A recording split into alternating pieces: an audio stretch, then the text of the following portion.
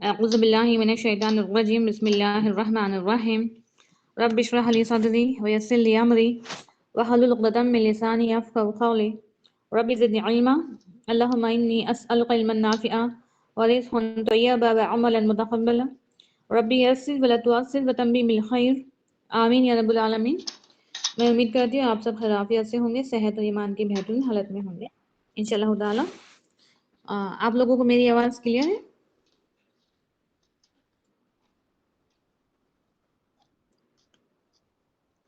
میری آواز جی کلیئر آ آ رہی رہی ہے ہے آپ لوگوں کو؟ آ رہی ہے ہاں جی آ رہی بھائی۔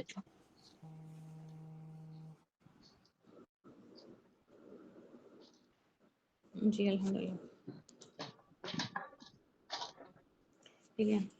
ہم نے لاسٹ ویک آیت نمبر 135 تک کور کیا تھا، انشاءاللہ تعالی آج ہم اس کے آگے دیکھتے ہیں۔ دیکھیے سورۃ الانعام ہم پڑھ رہے ہیں، یہ مکی سورہ ہے۔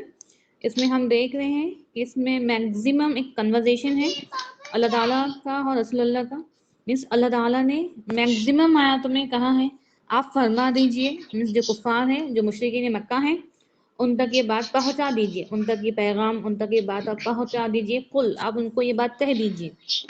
اس کے بعد ہم دیکھ رہے ہیں کہ ہمیں کچھ منظر بتائے گئے ہیں قیامت کے دن، کہ اس دن کی جو ہولناکیاں ہیں، اس کے ساتھ میں جو کفار ہیں ان کا کیا حال ہونے والا ہے، اس دن وہ کیا کنورزیشن کریں گے، مینس اس وقت کفار کیا کہیں گے کہ ہمیں ایک موقع دے دے کہ ہم واپس دنیا میں جائیں۔ یہ سب باتیں ہمیں اس آنے والی چیز جو مستقبل ہے، کیونکہ ہمیں پتہ ہے کہ ابھی تو قیامت ہم سے کافی دور ہے، لیکن یہ آگے کی بات ہے۔ تو اللہ رب العالمین نے ہمیں وہ سینیریو بھی بتا دیا ہے کہ ایسا وقت آئے گا جس دن سب کو کھڑا کیا جائے گا، تو اس وقت کفار یہ کہیں گے۔ اور ہمیں یہ بھی بتا دیا گیا ہے کہ جو مشرکین مکہ ہیں ان کے اندر یہ تو تھا کہ وہ انکار کرنے والے تھے، لیکن کچھ باتیں تھیں جو انہوں نے خود ہی کی طرف سے ایک جو کہتے ہیں انوویشن، خود ہی کی طرف سے کچھ باتیں انہوں نے بنا لی تھی۔ یہ سب باتیں اللہ رب العالمین نے کلیئر کیا ہے کہ یہ سب چیزوں کا حکم تو ہم نے نہیں دیا ہے، یہ سب چیزیں، یہ ایسی چیزیں جو خود ہی کہتے ہیں۔ لاسٹ آیت میں ہم نے دیکھا تھا کہ فرما دے اے میری قوم تم اپنے مقام پر عمل کرو، میں بھی عمل کرنے والا ہوں، تم عنقریب جان لو گے کہ آخرت کا گھر کس کے لیے بہتر ہے، بلا شبہ ظالم فلاح نہیں پائیں گے۔ دیکھیے ظالم وہ ہوتا ہے جو خود پر ہی ظلم کرتا ہے، تو جو یہودی نصارہ ہیں یا جو کفار ہیں، جو مشرکین ہیں، تو ان لوگوں نے تو خود پر ہی ظلم کیا ہے، کیونکہ ان لوگوں نے اللہ رب العالمین کی آیتوں کو انکار کیا، آیتوں کو جھٹلایا، ان لوگوں نے خود پر ہی ظلم کیا ہے۔ ان کے ماننے یا نہ ماننے سے اللہ رب العالمین کی عزت میں، کبریائی میں، قدرت میں کچھ فرق نہیں آتا ہے۔ ہماری بھی عبادتوں سے اللہ رب العالمین کی کبریائی میں فرق نہیں آتا ہے۔ وہ ہمیشہ سے ہے، ہمیشہ رہے گا، وہ بلند ہے اور بلند ہی رہنے والا ہے۔ لیکن جس طرح سے کفاروں نے خود پر ظلم کیا ہے، اگر ہم بھی یہ آیتوں کو نہیں مانیں گے، جو اللہ رب العالمین کے احکام ہیں، اگر ہم اس پر عمل نہیں کریں گے، اٹ مینس کہ ہم بھی خود پر ہی ظلم کر رہے ہیں۔ تو ہمیں کوشش کرنا ہے، یہی دعا کرنا ہے کہ جو احکام ہمیں سمجھ میں آتے ہیں اس پر ہمیں عمل کرنا ہے۔ جب ہم قرآن کو پڑھتے ہیں تو ہمیں لگتا ہے کہ بے شک جو ہماری زندگی ہے، جو ہمارے مسئلے مسائل ہیں، یہ جو بھی باتیں ہیں، کچھ الجھنیں ہیں، تو ہمیں لگتا ہے کہ قرآن کے ارد گرد، اس کے آس پاس ہی ہماری لائف رہتی ہے، اور بہت ساری باتوں کا ہمیں سولوشنز قرآن سے ہی مل جاتا ہے۔ آیت نمبر 136، اور انہوں نے اللہ کے لیے ان چیزوں میں سے ایک حصہ مقرر کیا ہے جو اس نے کھیتی اور چوپاہوں، مینس انعام، چوپاہوں کو کہتے ہیں، میں سے پیدا کی ہیں۔ پھر انہوں نے اپنے خیال کے مطابق کہا کہ یہ اللہ کے لیے ہے اور یہ ہمارے شرکوں کے لیے ہیں، جو ان کے شرکا کا حصہ ہے وہ اللہ کی طرف نہیں پہنچنا، اور جو اللہ کا ہے وہ ان کی شرکوں کو پہنچ جاتا ہے۔ برا ہے جو وہ فیصلہ کرتے ہیں۔ دیکھیے ابھی آپ سوچیے جس کہ یہ مشرکین مکہ کا یہ ان کا عقیدہ تھا اس طرح سے، اور جب آیات نازل ہو رہی تھی، جب قرآن کا نزول تھا، تو آپ محمد صلی اللہ علیہ وسلم نے انہیں ہر چیز بتا رہے تھے، ایون ان کے جو مسکنسیپشن تھا اس کو بھی کلیئر کیا جا رہا تھا، لیکن آپ ان کی ہٹ دھرمی دیکھیے، ان کی غفلت دیکھیے، ان کی ضد دیکھیے کہ انہیں بات نہیں ماننا تھا۔ اب جو مشرکین تھے ان کا یہ تھا کہ ابھی ہمیں لاسٹ آیتوں میں ہم نے دیکھا ہے کہ ہمیں حکم ملا ہے کہ ہمیں کن چیزوں کو کھانا چاہیے، کون سی چیزیں، کون سے کھانے ہمارے لیے حلال ہیں. ہمیں بتایا گیا ہے کہ کسی اور کے نام پر کھانا، ذبح کیا ہوا کھانا ہمارے لیے جائز نہیں ہے، ہمارے لیے حلال نہیں ہے. کیونکہ ظاہر سی بات ہے، اگر ایک جسم کے لیے، ہیلدی لائف کے لیے، صحت مند جسم کے لیے ہمیں پاک کھانوں کو کھانا ضروری ہے، پاک غذا ہونا ہمارے لیے ضروری ہے. کہا جاتا ہے کہ اگر ہم چاہتے ہیں کہ ہمارا جسم اچھا ہو، ہیلدی ہو، صحت مند ہو، تو اس کے لیے ہمیں پاک طیبہ جو حلال کھانا ہے اس کو لینا ہے. یہ ہماری غذا ہے. اسی طرح سے جو ہماری روح ہے اس کی غذا ذکر اللہ ہے، ذکر ہے، اللہ کی تسبیحات ہے. تو دونوں کے ساتھ ہمیں اپنی روح کو بھی اور جسم کو بھی ہمیں مینٹین کرنا ہے. اگر آپ کوئی ایسی چیزیں کھائیں گے جو ہمارے لیے حرام ہے، فار ایگزامپل اگر کسی اور، حرام مینس یہ ہمیں کچھ چیزیں ایسی ہوتی ہیں جو دکھنے کے لیے اچھی ہوتی ہیں، لیکن اس کا جو اثر ہے وہ ہمارے ہیلتھ پر خراب ہوتا ہے. فار ایگزامپل اگر ہمیں پتا ہے، اگر ہم جسٹ میٹ لیتے ہیں تو اس میں کتنے سارے بینیفٹس ہیں ہمیں پتا ہے، ٹھیک ہے، اس میں کتنے سارے پروٹینس ہیں ہمارے لیے ہمیں پتا ہے. لیکن اگر آپ کہیں نہ کہیں ویسا کھانا، ویسے جانور کا گوشت اگر آپ کھائیں گے جو غیر اللہ کے نام پر ذبح کیا گیا ہے، تو کہیں نہ کہیں اس کے جو اثرات ہیں آپ کے جسم پر، آپ کے زندگی پر، وہ محسوس ہوں گے. کیونکہ ہمیں حکم ہوا ہے کہ ہمیں صرف جائز کھانا جو اللہ کے نام پر ذبح کیا گیا ہے وہ کھانا کھانا ہے، تو ہمیں وہ کھانا ہی کھانا ہے.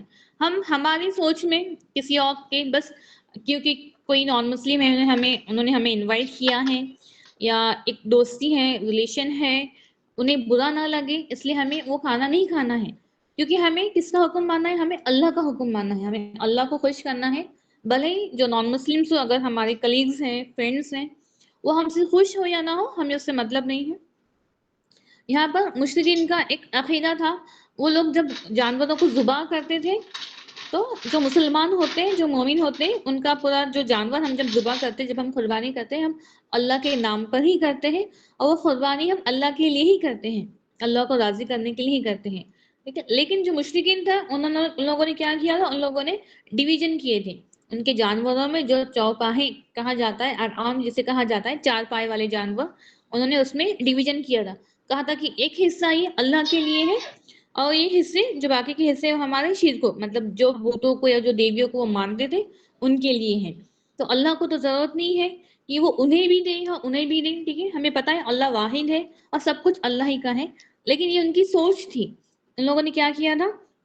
اپنے مطابق خود کے، نہ کوئی احکام آیا تھا، نہ کوئی شریعت تھی، نہ کسی نے انہیں حکم دیا تھا. خود کے مطابق انہوں نے کیا کیا تھا؟ کچھ حصہ اللہ تعالیٰ کے لیے، ایک حصہ اس میں سے اللہ تعالیٰ کے لیے، اور کچھ حصہ ان کی شرکوں کے لیے انہوں نے مقرر کیا تھا جو ان کے شرکا کا حصہ ہے. اب یہ کہتے تھے کہ ہم نے، فار ایگزامپل ہم نے ایک جانور ذبح کیا ہے، آدھا حصہ اللہ کے لیے ہے، آدھا حصہ ان کی شرکا کے لیے ہے. تو ابھی آپ دیکھیے وہی کہتے تھے کہ جو اللہ کے لیے ہم نے جو ذبح کیا ہے، یا جو جانور اللہ کے لیے ہم نے آدھا حصہ جو رکھا ہے، وہ حصہ جو ان کے شرکا ہے ان کی طرف پہنچتا ہے. وہ حصہ ان کی شرکا جو ہے، جو بھی ان کے معبود ہے، نعوذ باللہ، جو بھی بت ہے، ان تک پہنچتا ہے. لیکن ان کے جو بت ہے ان کا حصہ، جو ان کی شرکاؤں کے جو بھی حصہ ہے، وہ اللہ کی طرف نہیں پہنچنا ہے. جو ان کے شرکا کا حصہ ہے وہ اللہ کی طرف نہیں پہنچنا ہے، اور جو اللہ کا ہے وہ ان کی طرف پہنچنا ہے. تو ابھی آپ سوچیے ان کی تھنکنگ کس طرح سے ہو رہی ہے، نعوذ باللہ کی. مینس اللہ کا حصہ وہاں تک پہنچ رہا ہے، مطلب اللہ اس حصے کو روکنے پر قادر نہیں ہے. نعوذ باللہ. وہ یہ بتانا چاہتے تھے کہ اللہ تعالیٰ مینس کم پاورفل ہے، لیکن ان کے شرکا اتنے پاورفل ہے کہ وہ اپنے حصے کو خود ہی کنٹرول کر سکتے ہیں، وہ حصہ اللہ کی طرف نہیں آتا ہے. دیکھیے یہ عقیدے کے ساتھ میں وہ جی رہے تھے، اور اسی کے ساتھ میں ان کا خاتمہ ہوا. اور اللہ رب العالمین نے پہلے تو یہ بات، ان کی جو ذہن میں بات آئی تھی، یہ آیت نازل کر کے بتا دیا ہے کہ ہم نے تمہیں کوئی حکم دیا ہے، کیا ہماری طرف سے کوئی بات نازل ہوئی ہے، کوئی دلیل پیش کرو. اور وہ اسی طرح بہت سی مشرکوں کے لیے اپنی اولاد کو مار ڈالنا کے شرکوں نے خوش نما بنا دیا ہے. اب ان کا یہ بھی تھا، پہلے تو جانور ذبح کرنا ہے کسی اور کے نام پہ، اور سیکنڈ اپنی اولاد کو بھی مار ڈالنا ہے تاکہ جو شرکا ہے، جو معبود ہے، وہ خوش ہو جائیں، تاکہ وہ انہیں ہلاک کرے اور ان پر ان کا دین خلط ملت کرے. اور اگر اللہ چاہتا ہے تو ایسا نہ کرے، ایسا نہ کرتے، بس انہیں چھوڑ دیجئے کہ جو وہ جھوٹ بناتے ہیں.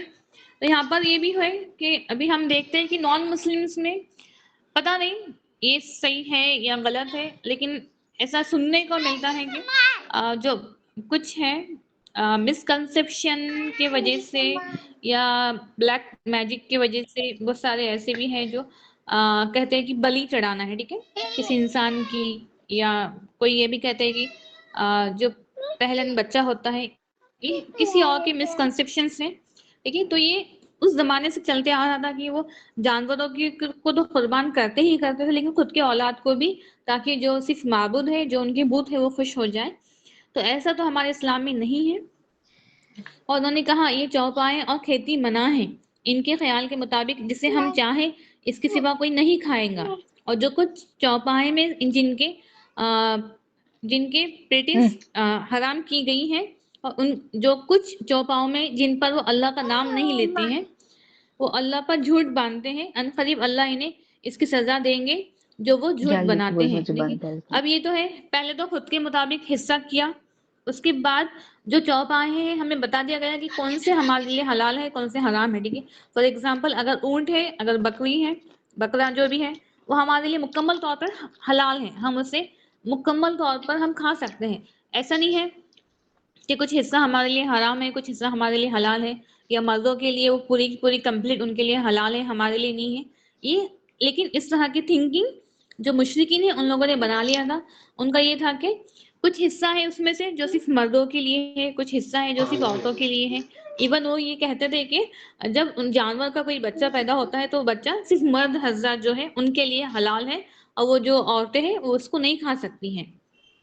تو 4 ایسے ڈویژن تھے، 4 ایسے اقسام تھے جس میں انہوں نے اپنے ہی جانور کو کیا کیا تھا، جو ذبح کرنے کا طریقہ تھا اس کو انہوں نے تقسیم کیا تھا. ایک یہ کہ غیر اللہ کے نام پر جو مخصوص کیے ہوئے مویشی اور کھیت جنہیں مجاورین کی اجازت کے بغیر کوئی استعمال نہیں کر سکتا ہے. ٹھیک ہے، اب دیکھیے غیر اللہ کے نام پر جو مخصوص کیے ہیں، ابھی ان لوگوں نے کچھ جانوروں کو، کیونکہ ہمیں پتہ ہے کہ جو جانور ہوتے ہیں، اب اونٹ ہے تو اونٹ میں بھی ایک ہی اسپیشیز، ایک ہی نسل کا اونٹ نہیں ہوتا ہے.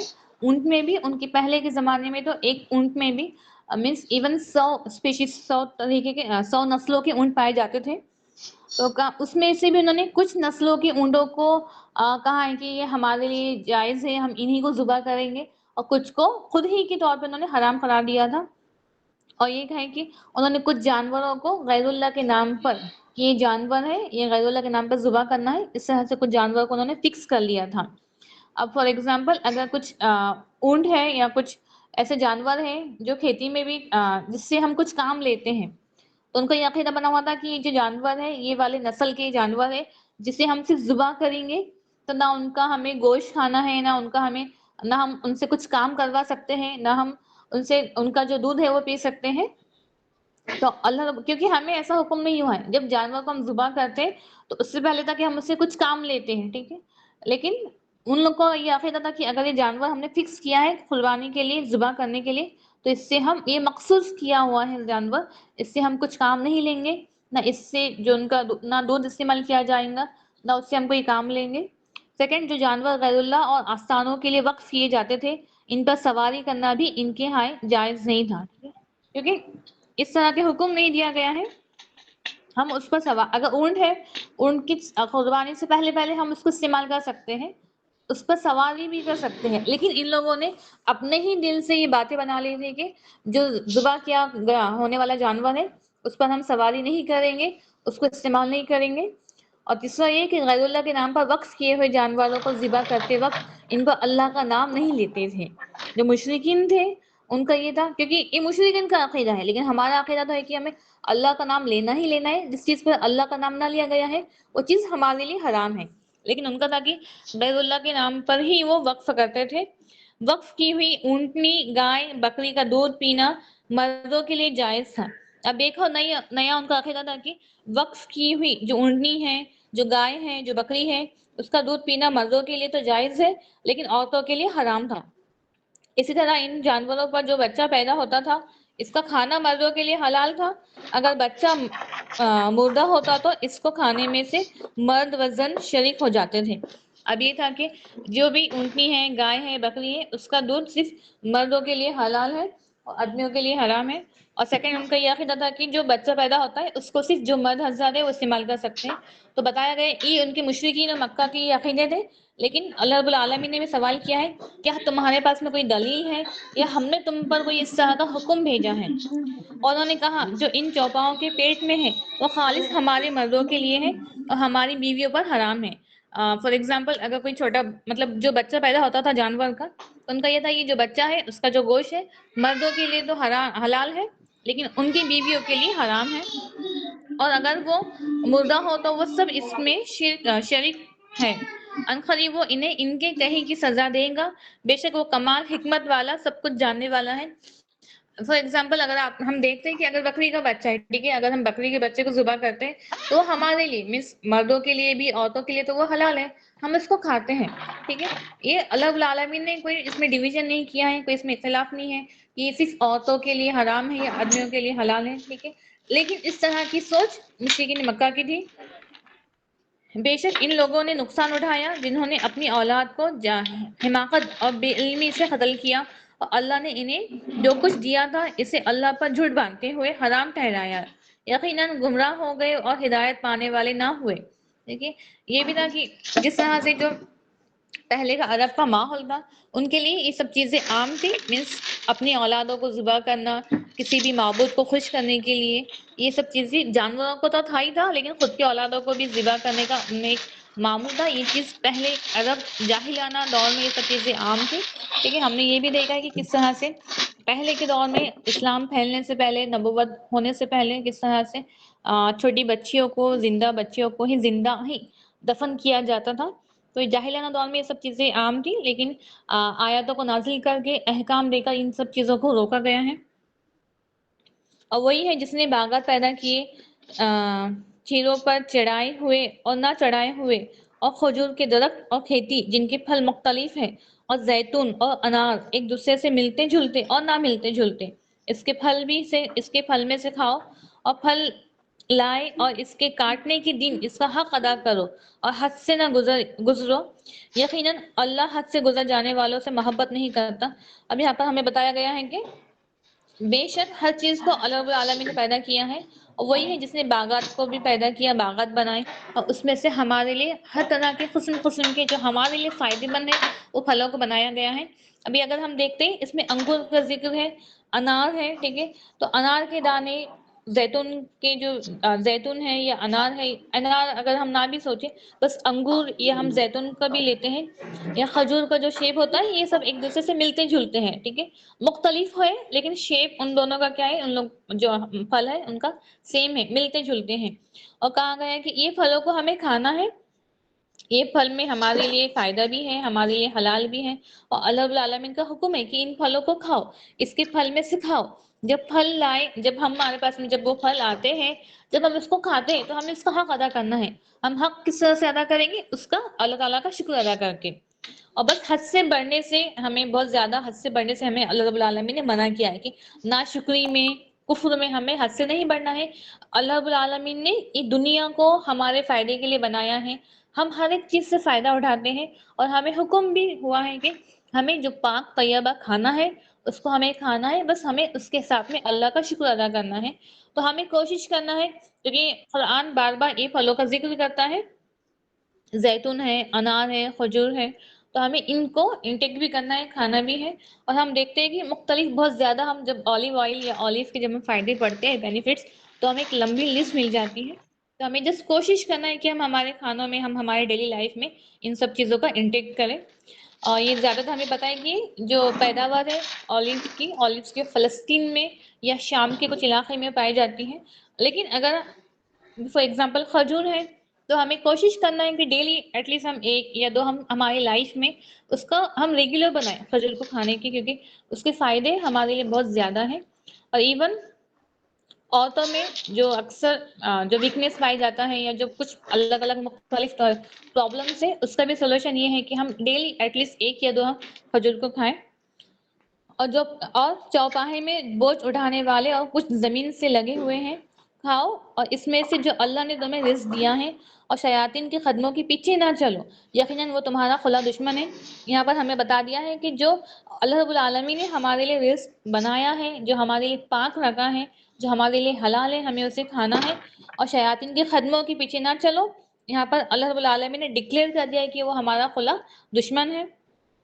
پیدا کیے گئے 8 قسموں کے جوڑے، بھیڑ میں سے 2 اور بکری میں سے 2، فرمائے کہ کیا اس نے دونوں نر حرام کیے ہیں یا دونوں مادہ؟ دیکھیے جس طرح کا ان کا عقیدہ تھا، جس طرح کی ان کی سوچ تھی کہ مطلب مردوں کے لیے کچھ چیزیں حلال ہے، عورتوں کے لیے کچھ چیزیں حرام ہے، تو اللہ رب العالمین نے انہیں بتا دیا ہے کہ دونوں بھی فرما دے کہ اس نے دونوں نر اور حرام کیے ہیں یا دونوں مادہ، یا وہ بچہ جسے دونوں مادہ پیٹ میں لیے ہوئے ہیں، مجھے علم کے ساتھ بتاؤ اگر تم سچے ہو۔ یہاں پر اللہ رب العالمین سوال کر رہے ہیں کہ اس میں سے کیا ہم نے کسی نر کو، ایسا تو نہیں ہے کہ اگر اونٹ ہے یا اونٹنی ہے تو اونٹ کو حرام کیا گیا ہے، اونٹنی کو حلال کیا گیا ہے، ایسا نہیں ہے، ہمارے لیے اونٹنی بھی حلال ہے، اونٹ بھی حرام ہے، حلال ہے۔ تو بتایا گیا ہے کہ ہم نے کیا ایسا بتایا ہے، کیا کچھ ڈیویژن کیا ہے یا کچھ ڈیفرینشیٹ کیا ہے؟ اگر ہے تمہارے پاس میں علم ہے، اب اللہ رب العالمین سوال کر رہے ہیں مشرکین سے کہ اگر تمہارے پاس میں علم ہے تو بتاؤ، یا کوئی ایسی بات نازل ہوئی ہے ہماری طرف سے تو ہمیں بتاؤ۔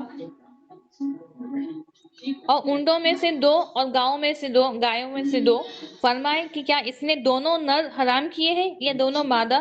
تو ہمیں پتہ ہے کہ چاہے وہ گائے ہو یا بیل ہو، اونٹ ہو یا اونٹنی ہو، یہ دونوں بھی ہمارے لیے حلال ہے، لیکن اللہ رب العالمین سوال کر رہے ہیں کیا ہم نے نر کو یا صرف مادہ کو ہم نے حلال یا کو حرام کیا ہے، یا ان سے جو بچہ پیدا ہوا ہے یا ان کے پیٹوں میں جو بچہ ہے، یا اس کو ہم نے کچھ حرام قرار دیا ہے؟ کیا تم اس وقت موجود تھے جب اللہ نے تمہیں اس کی وصیت کی تھی؟ ٹھیک ہے، اب مشرکین کا تو بہت پکا ان کا کانفیڈنٹ تھا کہ نہیں یہ سب چیزیں حلال ہے، یہ سب چیزیں حرام ہے۔ فار ایگزامپل اگر جو بچہ پیدا ہو رہا ہے وہ صرف مردوں کے لیے حلال ہے، عورتوں کے لیے حرام ہے، ٹھیک ہے۔ تو اللہ رب العالمین ان سے سوال کر رہے ہیں، پہلے تو ان کا جو کنفیوژن ہے، جو ان کی غلط عقیدہ ہے، کلیئر کیا گیا ہے کہ ایسا کچھ بھی نہیں ہے۔ اس کے بعد اللہ رب العالمین سوال کر رہے ہیں کہ اگر ایسا کچھ ہے تو تمہارے پاس میں کیا وصیت ہے، کہ تمہارے پاس میں کوئی ایسی لیٹر آیا ہوا ہے، کوئی وصیت ہے؟ اگر ہے تو ہمیں بتاؤ۔ پھر اس سے بڑا ظالم کون ہے جو اللہ پر جھوٹ باندھے؟ اگر اللہ رب العالمین نے کوئی چیزوں کو حرام نہیں کیا ہے، ان لوگوں نے اپنے دل سے ہی یہ باتیں بنا لی ہے، تو اللہ رب العالمین کہہ رہے ہیں کہ یہ بہت ہی بڑے ظالم ہے، کیونکہ انہوں نے خود ہی اللہ رب العالمین پر جھوٹ باندھا ہے۔ دیکھیے ہمیں بھی یہ سوچنا چاہیے کہ جب ہم جو بھی کھانے کھاتے ہیں، کچھ چیزیں ایسی ہوتی ہیں جو ہم بالکل ہی نہیں کھاتے ہیں، کبھی ہم اس کو ٹیسٹ کرنا بھی ہم پسند نہیں کرتے، اس کو ہم کھاتے ہی نہیں ہیں۔ ہاں کچھ بیماری کی وجہ سے اگر ایسا کوئی کھانے ہیں کہ وہ کھانے سے ہماری طبیعت تھوڑی بگڑ جاتی ہے تو وہ الگ بات ہے، لیکن بس خود کے ٹیسٹ کے لیے، یا ہم کہیں باہر بھی جاتے تو ہم وہ کھانوں کو بالکل دیکھتے ہی نہیں ہیں، کھاتے ہی نہیں ہیں، کبھی ٹیسٹ بھی نہیں کرتے، ٹھیک ہے۔ تو اس طرح سے کیا ہوگا کہ ہم نے وہ کھانا خود کے اوپر حرام کیا ہے، تو ہمیں ویسا نہیں کرنا ہے، ہمیں ایٹ لیسٹ کچھ تو بھی اس میں سے ٹیسٹ کرنا ہے، کچھ تو بھی ہمیں اس میں سے کھانا ہے، چاہے ہمیں پسند آؤ یا نہ آؤ، ٹھیک ہے۔ لیکن یہ نہیں ہونا، ہاں اگر کچھ ریزنس ہے تو وہ الگ بات ہے، کچھ ڈیزیز ہے، کچھ بیماری کو لے کر، کمزوری کو لے کر کچھ وجہ ہے تو وہ الگ بات ہے۔ لیکن جس طرح کا مشرکین کا عقیدہ تھا کہ یہ خود ہی دل سے یہ چیزیں ہمارے لیے حلال ہے، یہ چیزیں ہمارے لیے حرام ہے، تو اللہ رب العالمین بتا رہے کہ ہم نے تو کوئی وصیت نہیں کی ہے، ہم نے تو کوئی حکم نہیں دیا ہے، اگر اس کے بعد یہ ان کا عقیدہ اس طرح سے ہے تو یہ سب سے بڑے ظالم ہیں۔ فرما دے جو وہی میری طرف کی گئی ہے، اس میں کسی کھانے والے پر کوئی چیز حرام نہیں پاتا سے وہ کھائے، سوائے اس کے کہ وہ مردار ہو یا بہایا ہوا خون ہو۔ تو انہیں کہا گیا ہے، رسول اللہ کو حکم دیا گیا کہ آپ فرما دیجیے کہ ان جانوروں میں سے میں نے کوئی چیز کو حرام نہیں پایا ہے، مجھے وہی کی گئی ہے کہ اونٹ ہے یا اونٹنی ہے، بکرا ہے، بکری جو بھی ہے، وہ سب چیزیں تمہارے لیے حلال ہے سوائے ان کے۔ اب کون سی چیزیں حرام ہے وہ بتا دیے گئے ہیں کہ وہ جو مردار ہو، اگر مرا ہوا جانور ہے تو وہ حرام ہے، یا ایسا جانور جو گر کر مرا ہے یا جس سے خون بہا کے جو مرا ہے، وہ جانور تمہارے لیے کیا ہے، حرام ہے۔ یا خنزیر کا گوشت ہو کہ بے شک وہ گندگی ہے یا نافرمانی ہو جس میں غیر اللہ کا نام پکارا گیا ہو۔ اب یہاں پر اللہ رب العالمین نے یہ بھی بتا دیا ہے کہ جو غیر اللہ کے نام پر کیا گیا ہے جانور ہے وہ بھی کیا ہے، حرام ہے۔ لیکن مشرکین کا کیا تھا کہ جب وہ ذبح کرتے تھے غیر اللہ کے نام پر ہی کرتے تھے۔ اب ان کی ہر ایک باتوں کو اللہ رب العالمین نے آیاتوں میں کلیئر کیا ہے۔ جیسے آپ امیجن کیجئے کہ مشرکین ہیں، مکہ میں پورے مشرکین ہیں، ان کا یہ عقیدہ ہے لیکن آیاتیں نازل ہو رہی ہیں، رسول اللہ وحی کے ذریعے ہر چیز بتا رہے ہیں، لیکن پھر بھی ان کا یہ تھا کہ ہمیں یہ باتوں کو نہیں ماننا ہے، ان کا یہ تھا نہیں ہم ان باتوں کو جھوٹ سمجھتے ہیں۔ جو مجبور کر دیا جائے اس حال میں کہ نہ بغاوت کرنے والا ہو اور نہ حد سے گزرنے والا ہو، تو بے شک آپ کا رب بےحد بخشنے والا، نہایت رحم کرنے والا ہے۔ اور جو لوگ یہودی بن گئے ہیں ان پر ہم نے ہر ناخن والا جانور حرام کر دیا ہے، اور گاؤں اور بکریوں میں سے ہم نے ان پر دونوں کی چربی حرام کر دی ہے، سوائے اس کے جو ان کی پشتوں یا اتڑیاں اٹھائے ہوئے ہیں جو ہڈی کے ساتھ ملی ہو، یا ہم نے انہیں ان کی سرکشی کی سزا دی تھی، یقیناً ہم سچے ہیں۔ تو یہاں پر کیونکہ اب یہ بھی تھا، یہ تو مشرکین کی بات ہے، اب یہودیوں میں بھی یہ تھا کہ کیونکہ وہ اہل کتاب تھے، ان کی کتاب میں تورات میں ہر چیز موجود تھی، کیا حرام ہے کیا حلال ہے، لیکن انہوں نے اپنی سرکشی میں کیا کیا، کچھ چیزوں کو خود ہی سے حرام کر دیا کہ نہیں نہیں یہ ہماری چیز، یہ ہمارے لیے یہ چیزیں حرام ہے۔ فار ایگزامپل ان کی یہ سوچ تھی کہ اونٹ ان کے لیے حرام ہے، ٹھیک ہے، تو ان کی اس سرکشی کی وجہ سے اللہ رب العالمین نے ان کے لیے ناخن والے جانور کو حرام کر دیتا، حالانکہ پہلے ان کے لیے حلال تھا، لیکن بتاؤ ایک پنشمنٹ سزا کے لیے اللہ رب العالمین نے یہ آیت کو نازل کر کے ان کے لیے، یہودیوں کے لیے ناخن والے جانور کو حرام کر دیا گیا تھا، اور کہا تھا کہ صرف بکریوں اور گاؤں میں سے گائے جو ہے ان میں ہم نے ان پر دونوں کی چربی، پہلے چربی بھی جائز تھی حلال تھی، لیکن اب چربی کو حرام کر دیا ہے، سوائے ان کے جو ان کے اتڑیاں اٹھائے ہوئے ہیں یا جو ہڈی کے ساتھ ملی ہوئی ہیں۔ دیکھیے اب جو بھی ناخن والے جانور ہوتے ہیں آپ امیجن کر سکتے ہیں وہ سب ان پر حرام کر دیے گئے تھے، پہلے وہ سب جانور حلال تھے، لیکن انہی کی سرکشی کی وجہ سے وہ سب جانوروں کو اللہ رب العالمین نے بھی حرام کر دیا تھا، یہ ہم نے ان کی سرکشی کی سزا دی تھی، یقیناً ہم سچے ہیں۔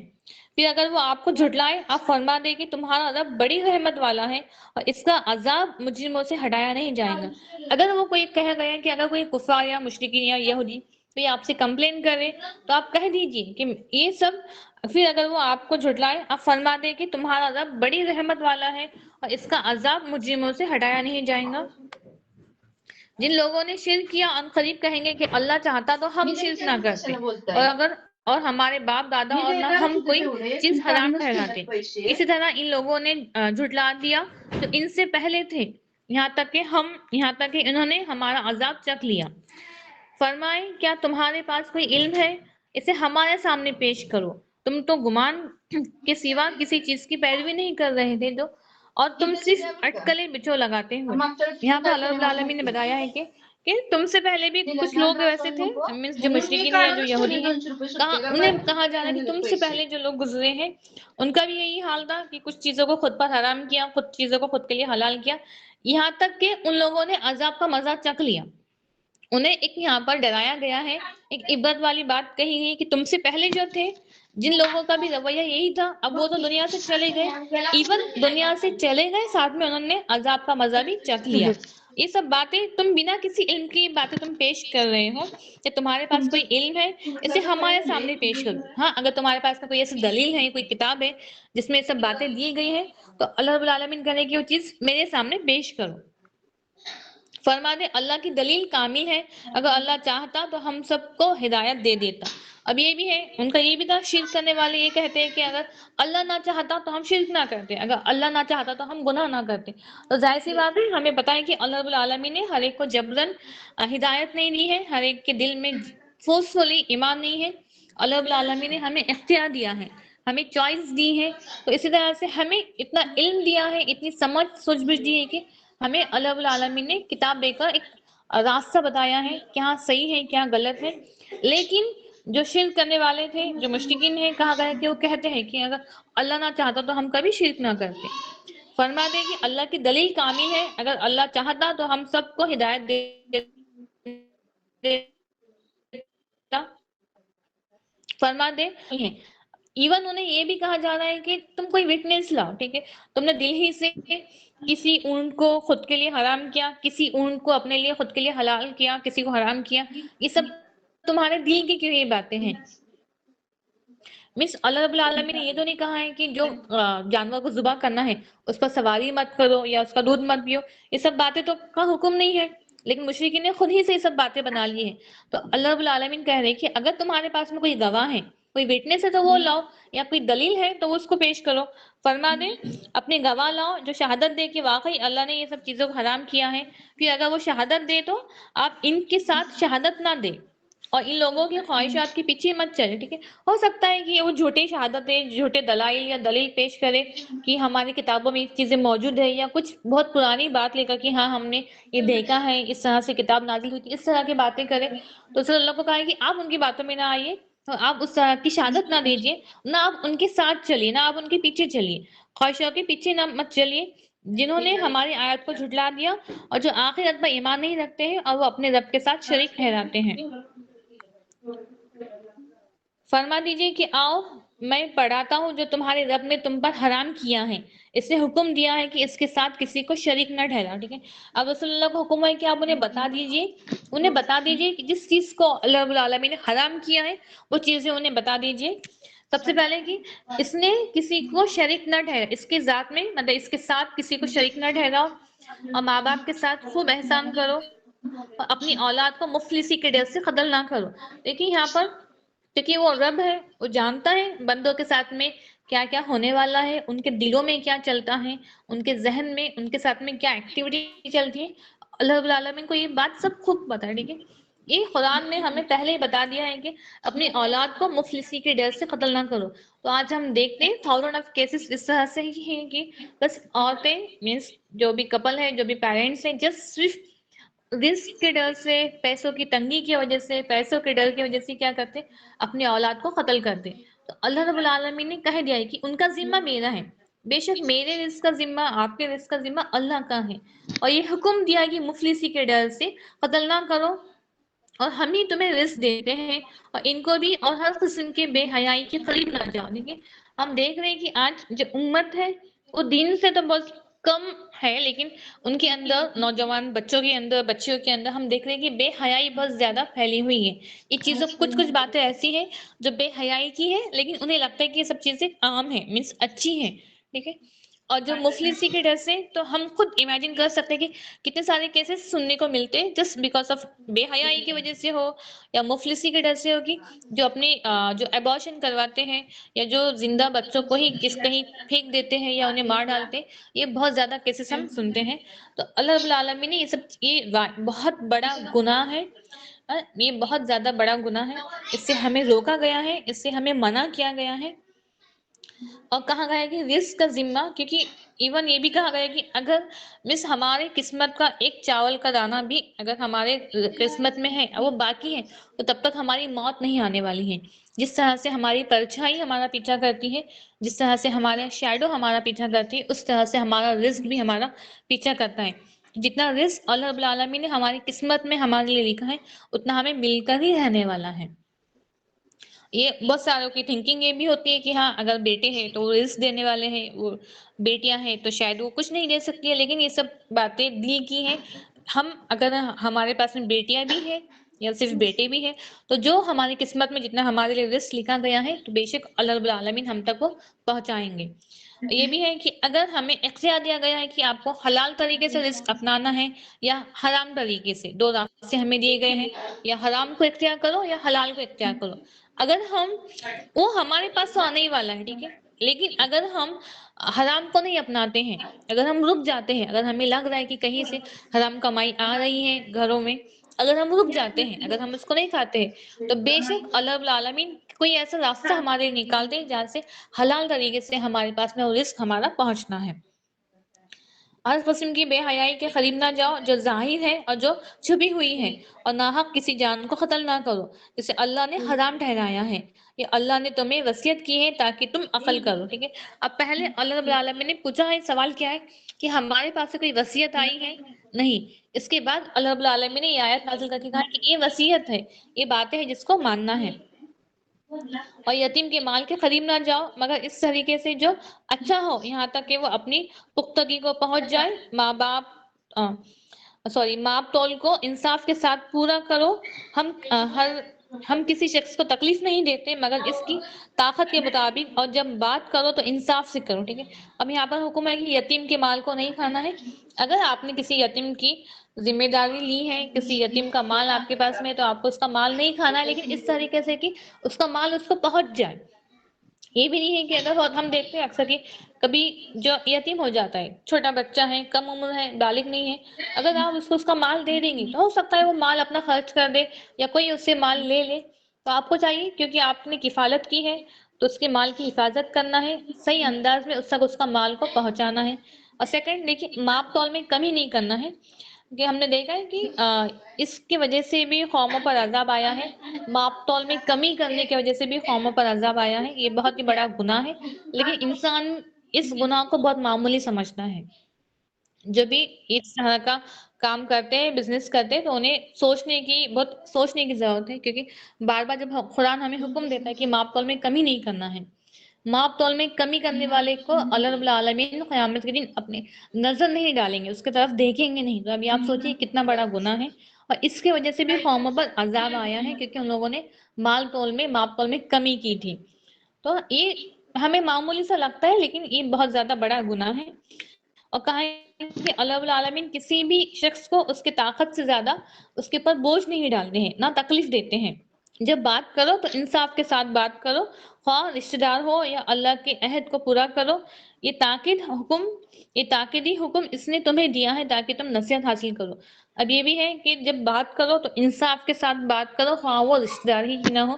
ابھی ایسا نہیں ہونا چاہیے کہ آپ کے کوئی رشتہ دار ہیں جس سے آپ کو بہت زیادہ محبت ہے، آپ کے عزیز ہیں، لیکن وہ کوئی ایسا گناہ کر رہے ہیں، برا کام کر رہے ہیں، لیکن آپ ان کی طرفداری کر رہے ہیں، آپ ان کی سفارش کر رہے ہیں. کہا گیا کہ اگر آپ کے رشتہ دار بھی ہے تو آپ کو انصاف کے ساتھ میں بات کرنا ہے. یہ اللہ رب العالمین کا ہمارے لیے کیا ہے، حکم ہے.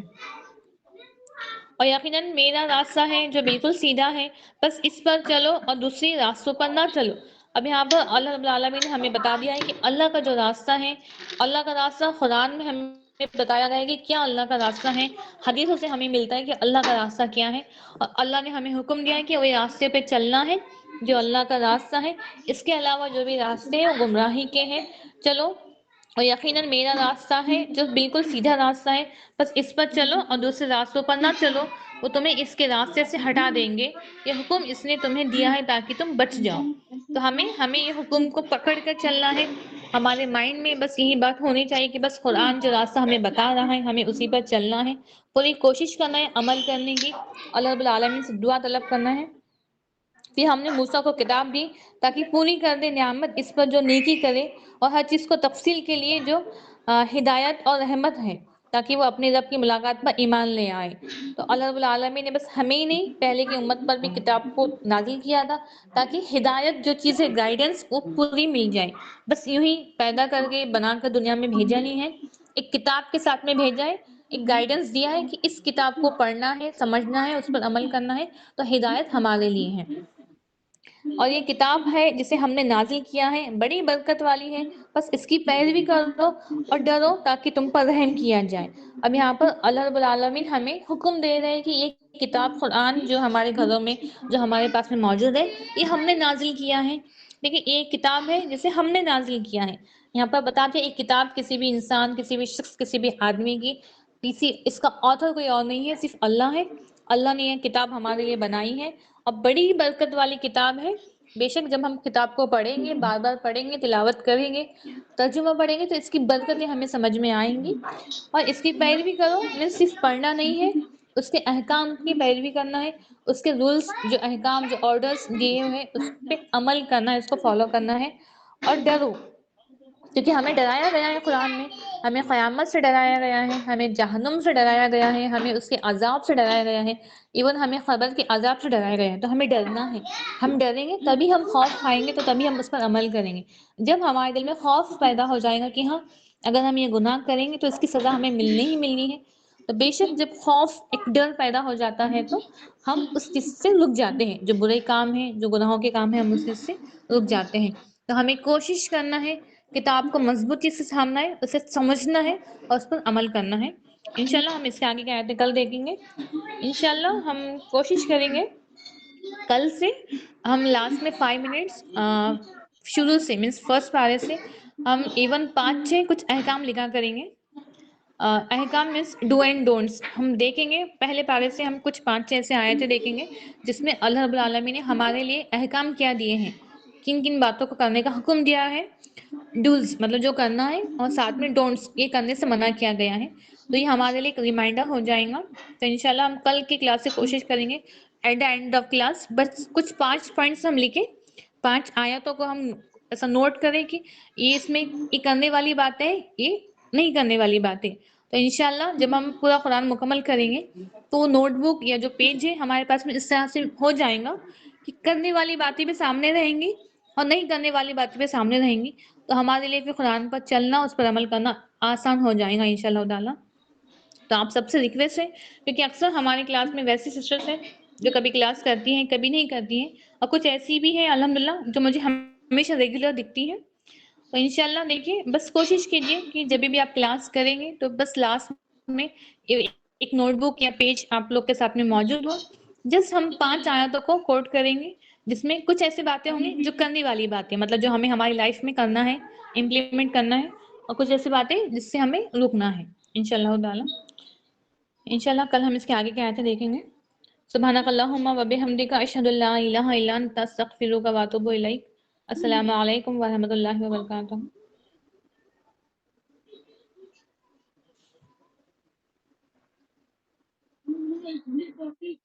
वालेकुम अस्सलाम व रहमतुल्लाहि व बरकातुहू।